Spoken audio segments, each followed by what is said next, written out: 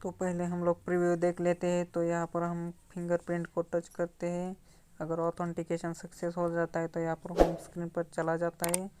तो यहाँ पर फिर से हम लोग यहाँ पर रॉन्ग करते हैं तो देखते हैं क्या होता है। तो यहाँ पर देखिए रॉन्ग फिंगर को अगर लगाते हैं तो यहाँ पर वो आगे की स्क्रीन पर नहीं भेज रहा, वो रेड हो जा रहा है। और जब भी हम लोग अपना राइट फिंगर लगाते हैं तो वो अपने आप नेक्स्ट स्क्रीन पर जा रहा है। तो चलिए देखते हैं। तो अब हम लोग आ गए अपने कोडलर में। अभी हम लोग एक फिंगरप्रिंट सेंसर ले लेते हैं सेंसर सेक्शन से। अभी हमने एक ड्रैग ड्रॉप कर लिया फिंगरप्रिंट।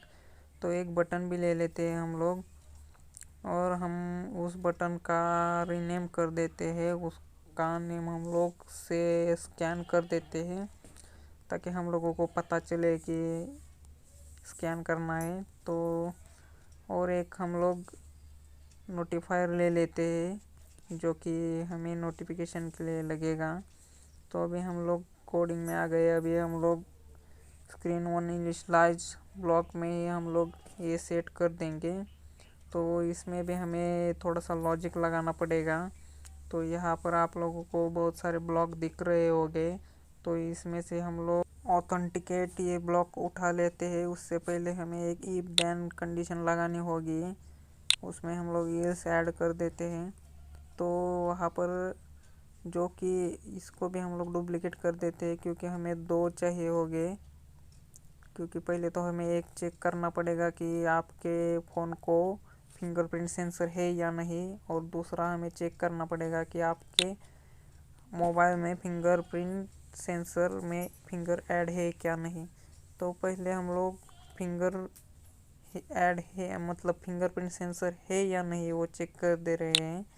अगर वो होगी तो नेक्स्ट प्रोसीजर शुरू होगी, अगर नहीं होगी तो यहाँ पर नोटिफायर में आप लोगों को एक अलर्ट मिल जाएगा कि फिंगरप्रिंट सेंसर आपके मोबाइल में नहीं है। तो इसमें हम लोग सिंपली टाइप कर देते हैं कि नो फिंगरप्रिंट सेंसर।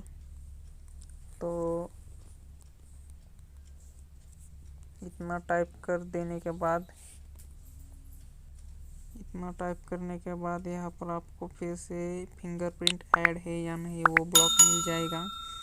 तो उसको वो अगर ऐड है तो ही हम ऑथेंटिकेशन ब्लॉक का यूज़ करेंगे, वरना वहाँ पर भी नोटिफायर दे देगा कि आपके मोबाइल की सिस्टम में फिंगरप्रिंट ऐड नहीं है। तो पता चल जाएगा यूज़र को कि हमने फिंगरप्रिंट हमारे मोबाइल में ऐड नहीं की है।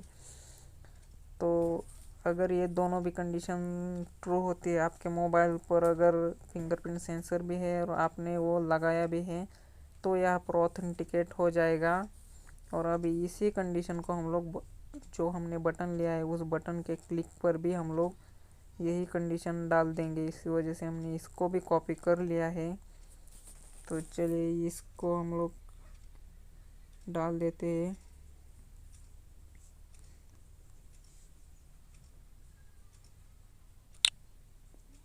तो उसके बाद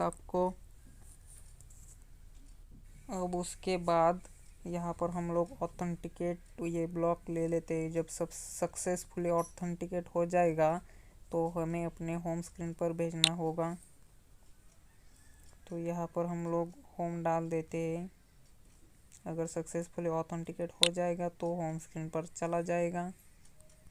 तो यहाँ पर सिंपली होम टाइप कर देना।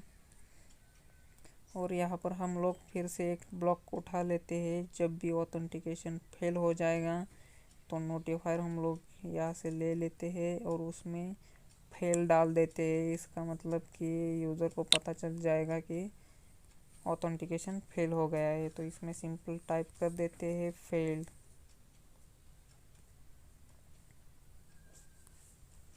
तो इतना होने के बाद अब हम एक स्क्रीन ऐड कर देते हैं जो कि होम स्क्रीन होगी। तो उस स्क्रीन पर अपने आप चला जाएगा। तो यहाँ पर हमने स्क्रीन ऐड कर दी। तो अभी सिंपली हम लोग इसको टेस्ट कर देते हैं। तो अभी इसको एक्सपोर्ट होने देते हैं। तो ये इस जो AI फाइल आपको मिलेगा, इसकी मदद से आप लोग अपनी ऑफलाइन लॉगिन सिस्टम भी लगा सकते हो। तो ये अभी डाउनलोड कर लेते हैं हम लोग।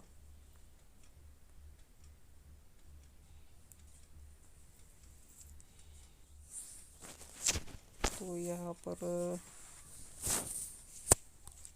ये डाउनलोड हो रहा है। तो डाउनलोड होने के बाद हम लोग आपको टेस्ट करके दिखा देते हैं कि कैसे बना है। उम्मीद है आप लोगों को ये वीडियो अच्छा लगा होगा। अगर लगा है तो लाइक कीजिए, शेयर कीजिए, कमेंट कीजिए। हम लोग ऐसे ही नेक्स्ट ट्यूटोरियल लेकर आएंगे। तो आपको इसका प्रीव्यू दिखा देते हैं। अगर किसी ने भी अभी तक सब्सक्राइब नहीं किया हो, सब्सक्राइब कर लीजिए। तो यहाँ पर देखिए ये लॉगिन हो गया। तो चलिए चलते हैं।